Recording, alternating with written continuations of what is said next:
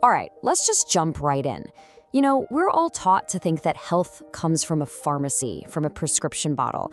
But what if I told you that some of the best support for your body isn't there at all? What if it's already in your kitchen, hiding in the stuff you throw away every single day? I mean, think about that for a second. It's a wild thought, right? That the kitchen scraps we just scrape into the bin without a second thought, the peels, the skins, all that waste, could actually hold something valuable.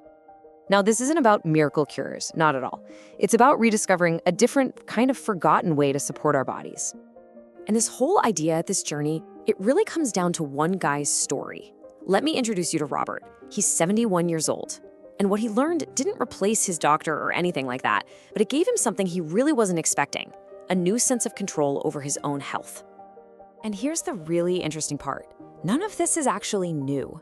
For centuries, people used these exact same kitchen scraps for daily support. Your grandmother probably knew about some of this, your great-grandmother for sure. It's old school wisdom that somewhere along the line we just forgot. So Robert's whole journey kicked off with something we all have lying around, the humble onion peel. You know, those papery, crinkly skins. Like pretty much all of us, every time he cooked, those skins went straight into the trash. He never thought twice about it, until he came across an idea that just made him stop and think. So he thought, what have I got to lose? And he gave it a shot. And the process? It couldn't be easier. Seriously, anyone can do this. He just washed the peels really well, boiled them in some water for about 10 minutes, and then drank that golden water just like a simple tea. That's it. A free remedy from something he was literally about to throw away. So you're probably asking, okay, but why on earth would this work? Well, it turns out those papery skins are packed with something called quercetin, which is a really powerful antioxidant.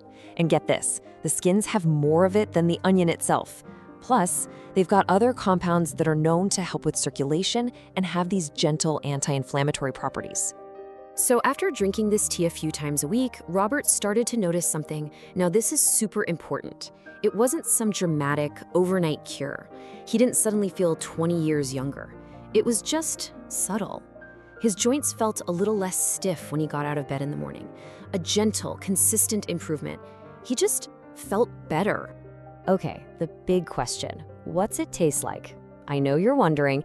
It's actually pretty mild, a little bit earthy, and Robert figured out that just a small spoonful of honey or a fresh squeeze of lemon totally transformed it, made it really quite pleasant actually. A simple little trick. So that first little success, it was like a spark. It got Robert really curious. He started thinking, okay, if onion peels have this hidden value, what else am I just tossing in the bin? He started looking at his kitchen scraps in a whole new way, not as trash, but as a map of potential discoveries. His next target? Apple peels. And listen to this, because this fact is kind of wild. The vast majority of an apple's nutrients, all that good fiber, it's not in the sweet part we love so much. Nope. It's concentrated right there in the skin, the very part so many of us peel off and throw out. And he found two really easy ways to use them. He'd just spread the peels out on a clean towel and let them air dry for a day or two. Then he could either drop them in some warm water for a really nice fragrant tea, or, and this is super clever, he'd grind the dried peels into a powder and sprinkle it right on his morning oatmeal. And again, the science totally backs this up. Apple peels are a fantastic source of fiber for digestion, sure, but they also have this thing called ursolic acid. Research suggests it's great for supporting muscle and joint health. Plus, it's loaded with other antioxidants that help protect your cells. It's a powerhouse hiding in plain sight. But of all of his kitchen experiments, the next one was the one that really shocked him. I'm talking about garlic skins. You know, those dry, flaky layers. They seem like the very definition of kitchen waste. It just sounds crazy to think they could be useful. But Robert learned they are anything but. His method for this one was just brilliant in how subtle it was. He didn't eat them, of course not. Instead, whenever he'd make a soup or a broth, he just tossed a few of those clean, papery skins right into the pot.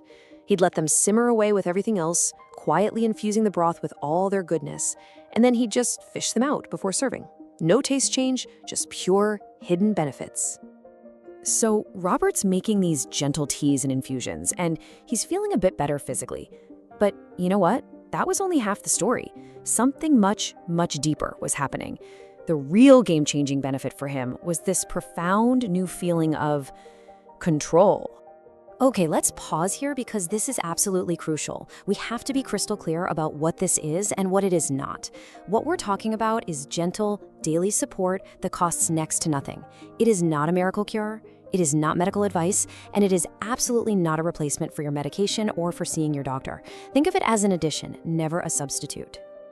And that right there, that's the heart of this whole thing. By taking these small daily actions in his own kitchen, Robert felt this incredible shift. He wasn't just passively waiting around for a pill to maybe work. He was actively participating in his own health. And that feeling of agency, of contributing to his own well-being, that was just as powerful as any physical effect he felt. Okay, so let's do a quick recap. We've got onion peels for joint support, just boiled into a tea. We've got apple peels for digestion and joints, which you can dry for tea or powder. And we've got garlic skins for overall resilience, just infused into your soups. 3 simple habits, all from 3 little bits of what we used to call trash. So that's Robert's story. But now, let's talk about you. How can you apply this? The key is not to get overwhelmed.